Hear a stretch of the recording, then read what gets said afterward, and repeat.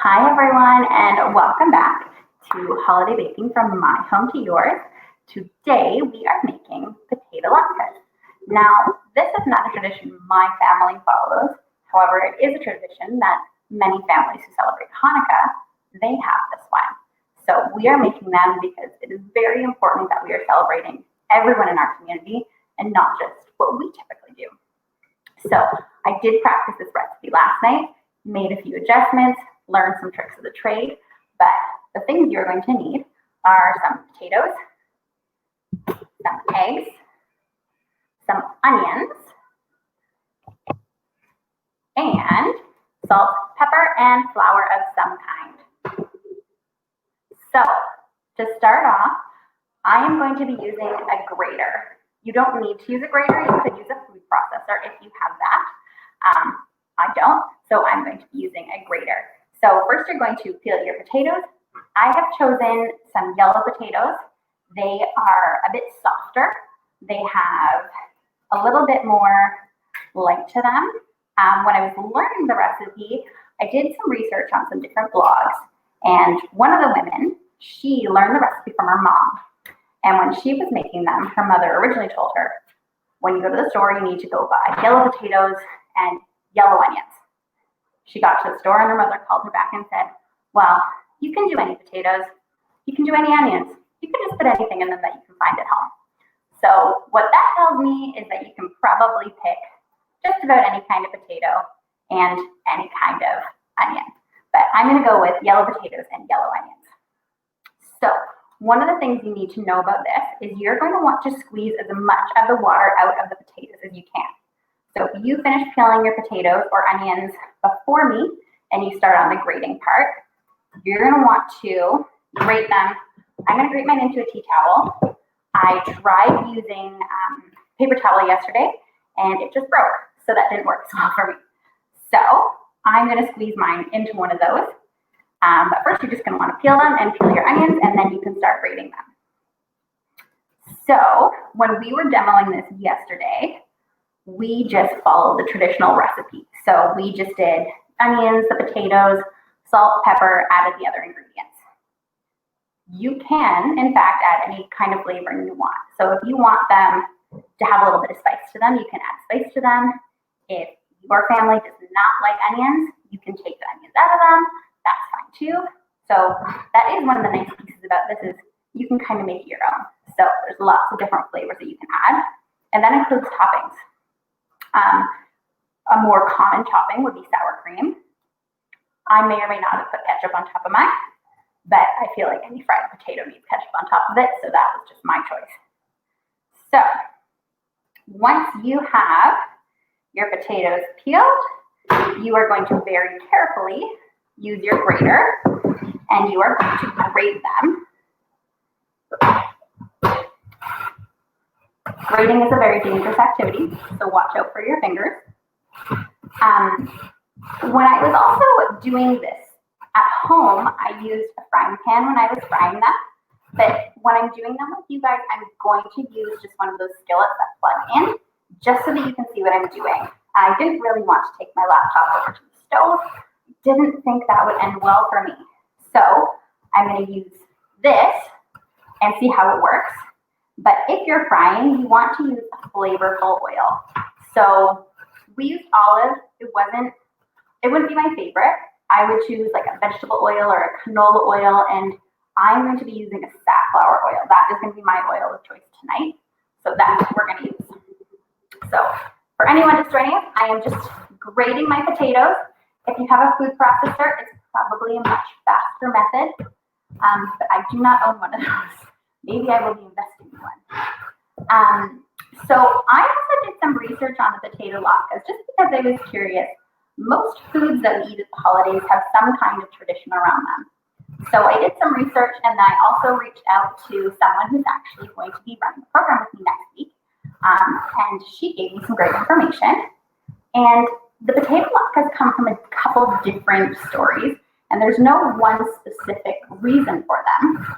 But the first one was that when the devout Jews, they had to overthrow the Syrian Greek king who was trying to impose his religion and their culture on the Jews.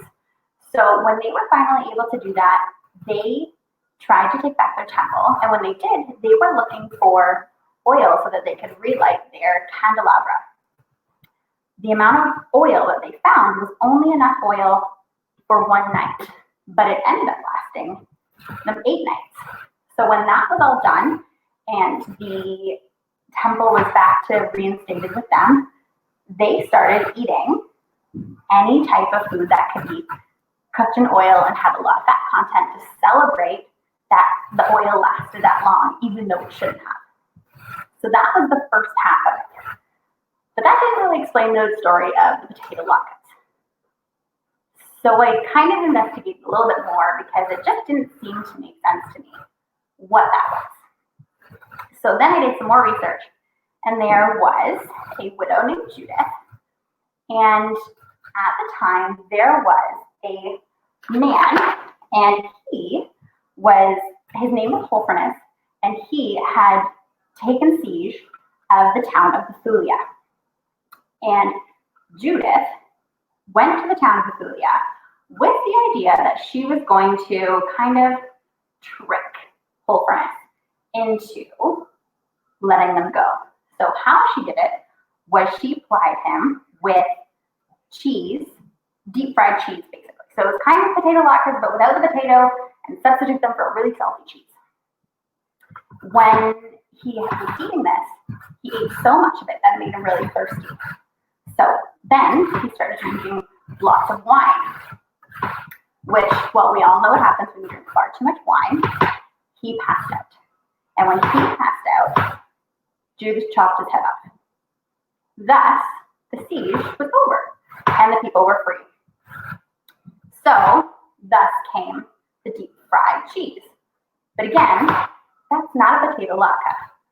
So, then I continued reading, and they said that in Europe, when there was a tougher time with food, so around the time of the famine, they substituted the cheese for the potatoes because that was what people could afford. Then, there became the potato latke. There's not defined background that this is the story, but this is the story that most people follow. So we're going to go with it, and we're going to make our potato latke and celebrate that story. So my potato is done. I am now going to move on to the onion. So like I said before, the onion is optional. I'm going to start with one onion, see how it goes, and then go from there. So you're going to want to take the skin off, and you're going to want to cut the onion in half because that is going to make it much easier to grate. This was more dangerous of the two to grate, in my opinion. Might have almost lost a couple fingers. But I'm still here, so it's okay. Okay, so I'm going to grate that into this same bowl because we're going to need to also squeeze out the excess juice from that. So, if you have moved on from this part, I'm sorry, I'm slower than you, but just bear with me, I promise we'll get to the good stuff. So, next week, very exciting, we are actually going to be hosting a Hanukkah story time. So, next Tuesday at 11 a.m. on the same network that you're watching right now, we are going to have a Hanukkah story time, and we are actually having someone from the synagogue join us. So, it should be quite wonderful, and it will be nice to hear a story from someone who actually can share and shed some light on the historical background of it. Okay, let's see. So I'm going to make sure all that's in there. And now I'm going to take this mixture and I'm just going to squeeze all the extra liquid out. The onions seem to have more liquid than the potatoes, which I found surprising, but that's okay. Okay, so back into our bowl.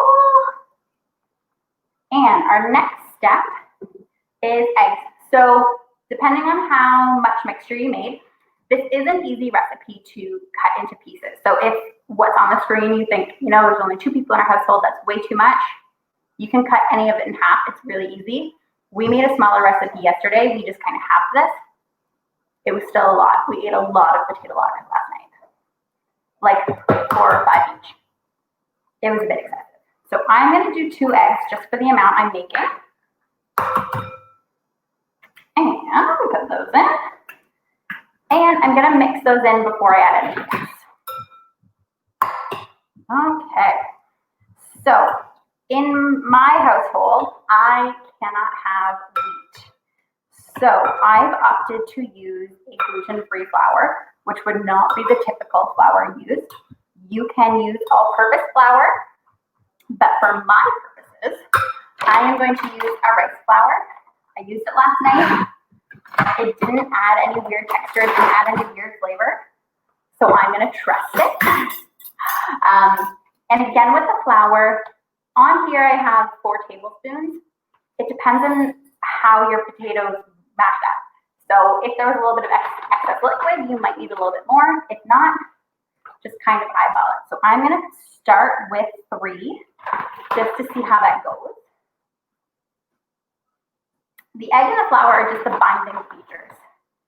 So these are just going to help hold it together in the pan. So I'm going to mix that in and see how it maps out. Let's see. That's not looking bad. Mine's not looking, I may add a little bit more just to make sure it holds together nicely. All right, I'm going to put a bit more in. There we go, and then I will show you what it looks like. So I will tilt the laptop so you can kind of get a look. All right, so I'm going to tilt right down so you can kind of see it. It looks very much like potatoes with a little bit of liquid in them. It's not very exciting. Okay, so what I'm going to do, and you might want to start this with your frying pan or your skillet, whichever you're choosing, you're going to want to turn it on. It needs to be hot. You don't want to put them in when it's not warm. It's kind of like pancakes. You don't want to put the batter in when it's not hot enough, or you get that first pancake that nobody likes. So you're going to want to turn on your frying pan to about medium, high heat. So I'm going to turn my skillet on to about 300. This takes about 2 minutes to heat up. And then for you, you're going to want to put about half an inch to an inch of oil in the bottom of your pan. I don't need quite as much because I'm using a skillet, but you will want to put it in the pan. It does evaporate as you are cooking them. So by the end of cooking all of them, you'll need it.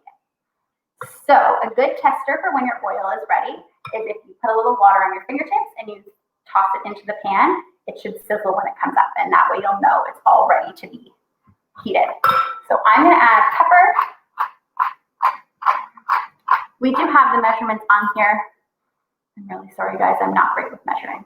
It's just not really a skill that I developed. And then I'm going to add a little bit of salt.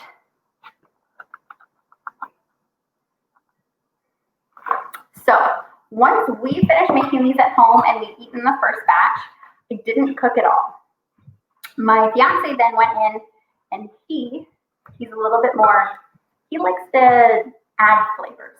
So he went back in, and for the second batch, he heated the oil a little bit hotter because he wanted them a little bit crispier than I managed to make them. And he added extra seasonings to it. So he added a little bit of dill, he added a little bit of garlic.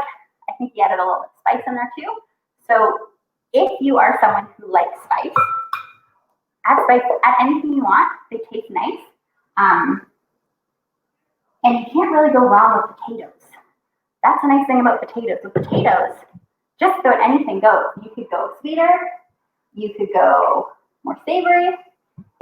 This would not be traditional. This would not be traditional at all. But you could add little bacon bits to it. You could do just about anything, which is really fun.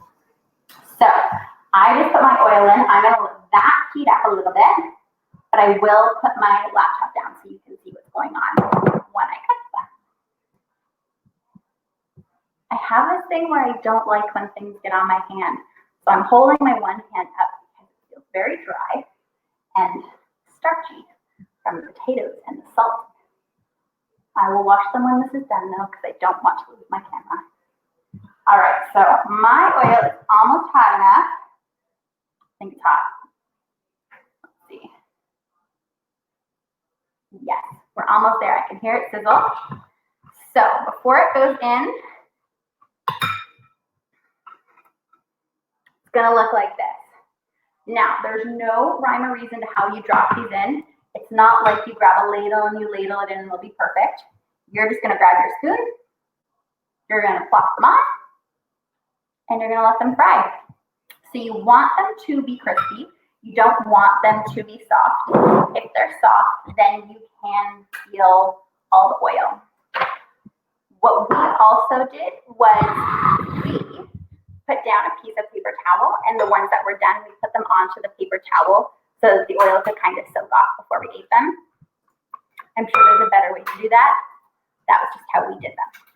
So I am going to cook a few of these, and then I'm going to probably put some sour cream on one of them and maybe some ketchup on another one. So I will tilt my laptop so you can watch this. So there's my skillet. And I am going to grab a spoonful and just pop it on there. And I will put a second one.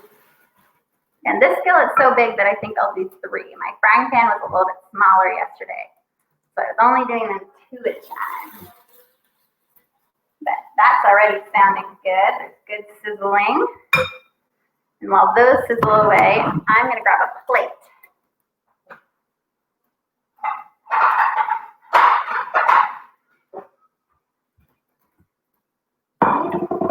All right.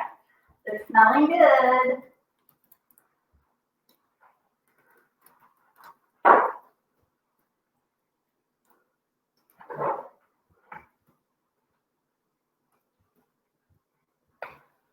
Okay, let's see how we're doing. Not quite ready yet. Okay. I hope yours at home are cooking nicely. I do think a frying pan's the way to go. I think the deepness of the oil is a little bit more effective. I just wanted you to be able to see when I was cooking them, and I wasn't sure me being at the stove with the laptop and hot oil was a good combination. So let's see. I'm gonna flip one. Oh, not bad, they flipped. So you really want them to have like a nice golden brown to them. So these are a little bit lighter, but chances are the second side will be a little bit crispier. So we're gonna let those ones go.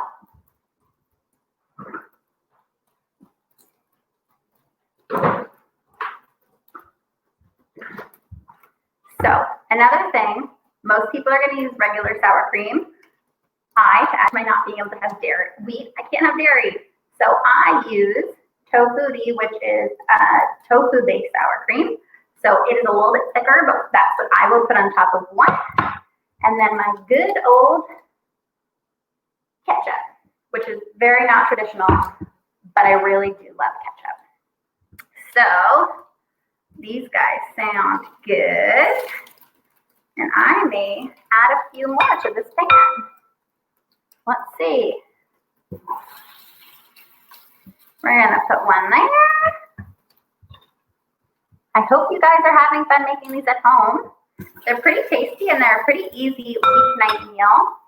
We had them yesterday, and we may or may not have also had vegan macaroni and cheese at the same time. It might not have been our healthiest meal of the week, but it was tasty. Okay, so those ones are just about done, and I'm going to scoop them and put them on our pan to dry off. And then I'm just going to turn you back to me real quick. All right, so now you have all of the things you need to know in order to make potato latkes at home, and I hope you really enjoyed hanging out with me tonight.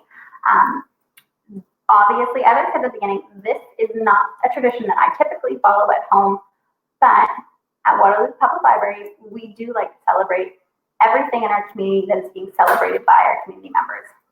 So it is very important that we acknowledge that Christmas is not the only celebration happening.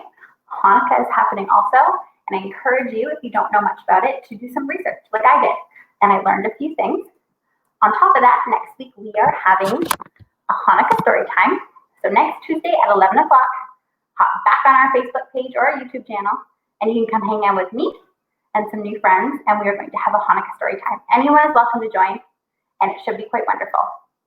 I still have 2 weeks left of these cooking programs, so next week, hang back with me. We're going to be making minced meat pies. They may be a little bit different than what your traditional minced meat pie is, but they should be good nonetheless. And then the following week, right before Christmas, we are going to be doing buttery shortbread. So those will be perfect for Santa. You might want to enjoy them, but you can enjoy a few also. So I'm just gonna flip these ones. They turned out perfect. And I hope that if you make these at home, you send us some pictures, tag us on Instagram, on Facebook, Twitter, whatever you want to do. And I hope to see you guys at the library soon. Thank you so much and have a great day.